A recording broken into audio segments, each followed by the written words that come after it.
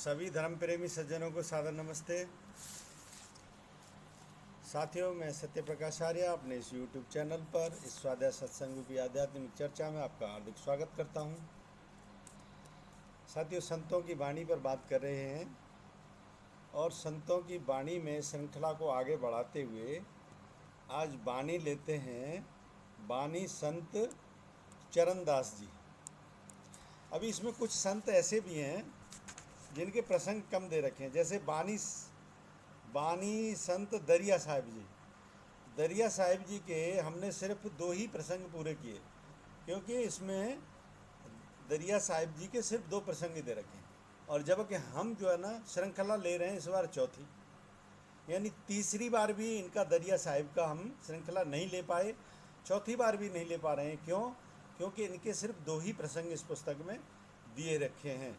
अब बानी संत चरणदास जी, चरणदास जी का चौथा प्रसंग दे रखा है, तो आज चरणदास जी का चौथा प्रसंग ले रहे हैं। तुम साहब करतार हो, हम बंदे तेरे। हे परमपिता परमात्मा, तुम ही सब करता धरता हो, हम तो सिर्फ बंदे हैं तेरे। और निश्चित तौर पे सारी सृष्टि का रचयिता तो परमपिता परमात्मा है।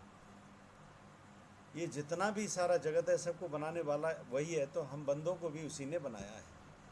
इस प्रकार से चरणदास जी ये उसकी ये कहते हैं ना, जैसे ईश्वर स्तुति प्रार्थना उपासना मतलब ना, तो ये स्तुति है, यानी उस परमात्मा को आप किस प्रकार से याद करते हो वो स्तुति कहलाता है। तो ये स्तुति है एक तरीके से। तुम साहिब करतारो, हम बंदे तेरे। आप ही सब करता धरता हो, हम तो आपके बंदे हैं। रोम रोम गुनहगार है, बख्शो हर मेरे। हे परमपिता परमात्मा, मेरा तो रोम रोम गुनहगार है। इस शरीर से जाने अनजाने जाने कितने गलत काम होते हैं। आप चलते फिरते हो तो पता है कितने जीव आपसे मर जाते हैं चलते फिरते में। ये गुनाह नहीं है तो क्या है? और प्रकृति में तो कहते हैं कि आपको हस्तक्षेप करने का अधिकार ही नहीं है। और लेकिन क्योंकि अब परमात्मा ने आपको हस्तक्षेप करने का अगर अधिकार दे दिया, ऐसे अंग दे दिए, मन बुद्धि ज्ञानेंद्रियाँ कर्मेंद्रियाँ, इतना सब कुछ दे दिया, तो इसका उपयोग करना चाहिए। और ये दिया इसलिए है कि इस जंजाल में जिससे पाप हो जाते हैं, इससे आप पूरी तरीके से पाप मुक्त हो जाओ और पार निकल जाओ। तो ये झंझट में आवागमन के झंझट में रहो ही ना। तो रोम रोम गुनहगार है, रोम रोम गुनहगार है। कितने तुम नुकसान करते हो प्रकृति का। बख्शो हर मेरे, अब तो मुझे बख्शो मेरे प्रभु। 10 द्वारे मैल है, सब गंदम गंदा। 10 द्वारे मैल है। देखिए, वैसे शरीर में 9 द्वार होते हैं। अब 10वां द्वार कैसे लिया है? 10वां द्वार इस ऐसे समझ सकते हो कि वो अगर नहीं खुल रहा है, यानी जहाँ से जो ब्रह्म को जानना जो खुल जाता है उसको बोलते हैं कि वो लास्ट विंडो है, उसको नहीं खोल पाते हम। तो है हम 9 द्वार जो हैं इन्हीं में भटकते रहते हैं, इन्हीं में भटकते रहते हैं। तो 10 द्वार ही मैल है, ये सब में मैल है। बिसरे सो अन 10 द्वार है मैल है, सब गंदम गंदा, और सब कुछ गंदा। इसको इस तरीके से समझ सकते हो कि ज्ञानेंद्रियाँ हैं, ज्ञानेंद्रियाँ के द्वार हैं। कर्मेंद्रियाँ, कर्मेंद्रियों से कर्म करते हैं। तो ज्ञानेंद्रियाँ कर्मेंद्रियाँ दोनों मिलके 10 होते हैं। 5 कर्मेंद्रियाँ, 5 ज्ञानेंद्रियाँ। तो ज्ञान अगर आपको नहीं है अच्छा, तो ज्ञानेंद्रियों के माध्यम से भी दूषित ज्ञान आप ग्रहण करते हो। आप देख लो, किसी को भक्ति संगीत पसंद है, किसी को डिस्को डांस पसंद है, किसी को जो है ना उल्टे सीधे गाने पसंद हैं, किसी को कुछ देखना पसंद है जो किसी ज्ञानी को बिल्कुल पसंद नहीं है। तो क्या है, ये सब इंद्रियों से ही तो हो रहा है, चाहे दूषित ज्ञान हो, चाहे अच्छा ज्ञान हो, चाहे जैसा भी हो। तो अगर आपकी चेतना इतनी जागृत नहीं है कि आपको अच्छे बुरे की परख ही नहीं है, तो सब गंदम गंदा है। ये बताने की कोशिश कर रहे हैं चरणदास जी। उत्तम तेरो नाम है, बिसरो सो अंधा। और तेरा ये सारा गंदम गंदा से निकलने का क्या एक ही उपाय है? वो उत्तम तेरो नाम है कि उसके नाम के सुमिरन करो, उसके नाम की चांटिंग करो हर समय। उसका मुख्य नाम ओम है, और बहुत सारे नाम हैं, राम में भी, कृष्ण में भी, जितने भी हमारे महापुरुष हुए उनके नामों में भी गुण छुपा हुआ है उसका। तो अरे कहीं से भी तो शुरुआत करो उस मंजिल तक पहुंचने के लिए, क्योंकि उसके नाम के चांटिंग से ही आपका उद्धार होने वाला है। परमात्मा का तो कोई भी नाम है, उसकी चांटिंग से भी हमारे जो जो बैड कर्माज हैं वो निष्क्रिय होते हैं। गुण तज के अवगुण कियो तुम सब पहचानो। और मैं सारे जिंदगी गुणों को त्यागता रहा, अवगुणों को ग्रहण करता रहा। आप तो सब दिव्यदर्शी हो, सब कुछ जानते हो, और सत्य बात है परमात्मा से तो कुछ छुपा नहीं है। यहाँ पे कुछ लोग जो चालाक बनते हैं, अपने आप को चालाक समझते हैं, वो सोचते हैं कि अगर छोटी मोटी चालाकी कर लेंगे तो वो ये नहीं समझते कि वो अपने को ही बेवकूफ़ बना रहे हैं। अरे तुम किसको चालाक बनाओगे, किसके साथ चालाकी करोगे? जिसके साथ कर रहे हो उसको भी उसी ने बनाया है, और वो सब देख रहा है। तो संत ही तुमको जगा सकते हैं, संत ही तुमको बता रहे हैं कि गुण तज के अवगुण कियो तुम सब पहचानो। आप सब पहचानते हो, आपको तो सब पता है। तो इसलिए मेरे भाइयों, मेरे प्यारे दोस्तों, मेरे प्यारे साथियों, सदा अवगुणों को छोड़ने का प्रयास करो। कष्ट जीवन में आते हैं तो उसको सहन करो, क्योंकि वो तप का रूप है। तप से ही तुम्हारा व्यक्तित्व निखरता है। लेकिन कभी भी गलत कार्य मत करो, क्योंकि जो तुम गलत करते हो, किसी को फंसाते हो, किसी के साथ चीटिंग करते हो, कुछ ऐसे करने की कोशिश करते हो, ये तुम्हारा मन तुमको तुम्हारा गुलाम बनाता है। ये तुम्हारा मन तुमको बेवकूफ़ बनाता है। तुम्हारा मन तुमको तुम्हारे वास्तविक अंतःकरण के जो चेतन अस्तित्व से दूर ले जाने की कोशिश करता है। अरे तुमको स्वयं का गुलाम बनाता है ये। क्यों? क्योंकि जिसके साथ भी तुम छल करोगे, समझ के विचार के देखोगे, उसको भी उसी परमात्मा ने बनाया है जिसने तुमको बनाया है। और वो उसको भी देख रहा है, तुमको भी देख रहा है, तुम्हारे कर्मों को भी देख रहा है, उसको कर्मों को भी देख रहा है, सब कुछ देख रहा है वो। उससे कुछ नहीं बच सकता, वो सर्वद्रष्टा है। इसीलिए संतों की वाणी में सब स्पष्टता से मिलता है कि गुण तज के अवगुण कियो तुम सब पहचानो, तुम सब जानते हो। तुम सु कहाँ छिपाइए हर घट को जान। आपसे क्या छुपा है? हर घटना को आप जानते हो। इस ब्रह्मांड में जो कुछ भी हो रहा है सब समझ लो उसके दिशा निर्देशन में हो रहा है, उसके दृष्टिकोण में हो रहा है, उसके साक्षी भाव में हो रहा है। रहम करो रहमान सू यह दास तिहारो। एक रहमान भी संत हुए। अब देखिए इसमें प्रसंग दे रखा है चरणदास जी का इस पुस्तक में।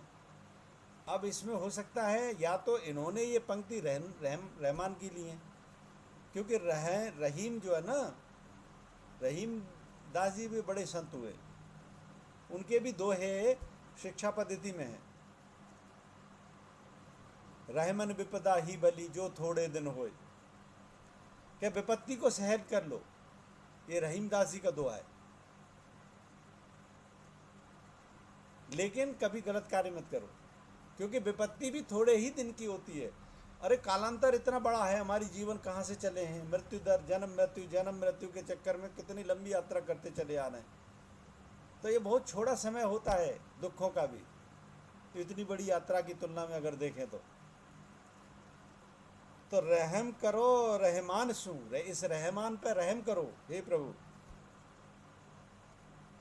यह दास तिहारो, ये तो तुम्हारा दास है। भक्ति पदार्थ जियो आवागमन निवारो। और ऐसा मुझे भक्ति दे दो कि मैं आपकी भक्ति में ऐसा डूब जाऊं कि इस आवागमन के चक्कर से, इस जन्म मृत्यु के चक्कर से, सारे कार्मिक अकाउंट्स से छूट के पूरी मुक्त अवस्था में पहुंच जाऊं। हर एक संत की, हर एक ऋषि की, हर एक मुनि की, हर एक तपस्वी की, हर एक योगी की यही मांग होती है कि अपना कर्म करके इस जीवन में ही जो मिला है इस आवागमन के चक्कर से सदा सदा के लिए मुक्त हो जाए। तो भक्त पदार्थ दीजियो आवागमन निवारो, गुरु सुखदेव उबार लो अब मेहर करीजे। अच्छा, इसमें सुखदेव की भी पंक्तियां हैं। ये नाम पे है ये प्रसंग संत चरणदास जी के, और संत चरणदास जी से ने इसमें रहीमदास जी की पंक्ति को प्राया हुआ है। संत सुखदेव की भी पंक्तियों को इसमें पिरोया हुआ है। तो उधर तो रहीम जी कह रहे हैं कि इस रहमन पे रहम करो प्रभु, और इस जन्म मृत्यु के झंझटों से पार निकालो। और सुखदेव जी क्या कह रहे हैं, गुरु सुखदेव उबार लो अब मेहर की। गुरु सुखदेव जी भी यही कह रहे हैं कि हे प्रभु अब उबार लो, इस झंझटों से, आवागमन के चक्कर से मुक्ति दिलाओ। सारे संतों का एक ही लक्ष्य होता है। अरे जब इसका स्वाद ही नहीं आपने चखा तो इस यात्रा की तरफ चलोगे कैसे? ये मंजिल कितनी शानदार है, इसकी तरफ बढ़ोगे कैसे? और जब वास्तव में बढ़ जाते हो तो ये शब्द, तब ये स्मरण, तब ये विचार सब आपके अंदर में तब कौंधने लगते हैं। कोई भी नहीं चाहता इन झंझट में हमेशा के लिए रहना। मोक्ष प्राप्ति, मुक्ति प्राप्ति, यही जीवन का लक्ष्य है। तो गुरुदेव सुखदेव वालो अब मेहर करीजिए, चरण सिंह दास गरीब को अपनों कर लीजिए। या तो ये गुरु परंपरा की श्रृंखला है। अब अंत में चरणदास जी ने अपना नाम लेके ये पंक्ति कही है कि चरण सिंह दास गरीब को अपनों कर लीजिए। हे परमपिता परमात्मा, ये चरणदास गरीब आपसे विनती करता है कि अपना बना लीजिए। ये भी बड़ी सार की बात है कि पहले तो परमात्मा के बनो तो सही, पहले पात्रता क्रिएट करो ताकि वो तुम्हें अपना सके।